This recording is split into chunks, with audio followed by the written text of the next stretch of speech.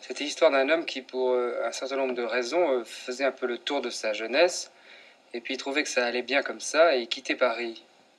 Et il ne se suicidait pas, c'est justement toute la différence, et c'est assez important dans la discussion que nous entamons, c'est qu'en fait, si vous voulez, à la fin du Feu follet, le personnage se tue, mais moi j'ai été très frappé par le roman de Drieux, et je l'ai suivi naturellement, et c'était le récit d'un suicide.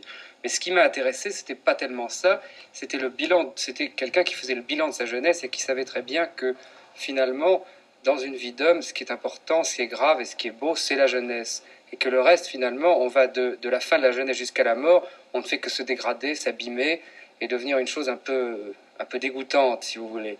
C'est pas tellement le fait qu'on se mette une balle dans la tête ou dans le cœur qui est important, c'est le fait qu'on ait un espèce d'accès de lucidité, qu'on se rende compte que il s'est passé quelque chose qui ne se passera plus, qui est cette espèce de phénomène flamboyant de la jeunesse, et que voilà, que c'est une chose qui est close et qu'il ne faut pas essayer ni de la perpétuer, ni d'essayer de vous expliquer que ce qui est important, c'est ce qui arrive aux adultes, parce que, à mon avis, c'est pas vrai. Les gens qui s'arrangent pour rester jeunes toute leur vie, c'est-à-dire qui repoussent l'âge adulte jusqu'à un âge très avancé, on peut y croire aussi, non? Absolument, il n'y a que ça à faire.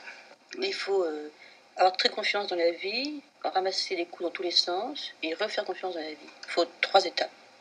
Et on redevient jeune. Et on redevient jeune, je crois. Mais évidemment, il y a un Et là, pour un moment, là. Oui, là, mais un moment dur à passer, ça. Un moment qui peut durer longtemps. Non. Vous avez franchi cette étape. Oui, où en êtes-vous dans la progression, là? Oh, ça va très bien, merci. C'est passé. C'est passé. Et oui. Ben, moi, je ne sais pas. Je crois que je suis un peu dans le creux de la vague, là, en ce moment. Ce qui vous donnerait plutôt des envies de suicide, enfin, dans ce qui me concerne, c'est plutôt justement ce qu'on appelle la réussite. Enfin, il y a quelque chose de très déprimant. C'est dur de réussir. Non, je veux dire que c'est pas ça qui, en tout cas, peut vous empêcher de connaître ce genre de problème. Enfin, ce serait vraiment trop. Je sais pas, on peut trop demander simple. à Madame Sagan.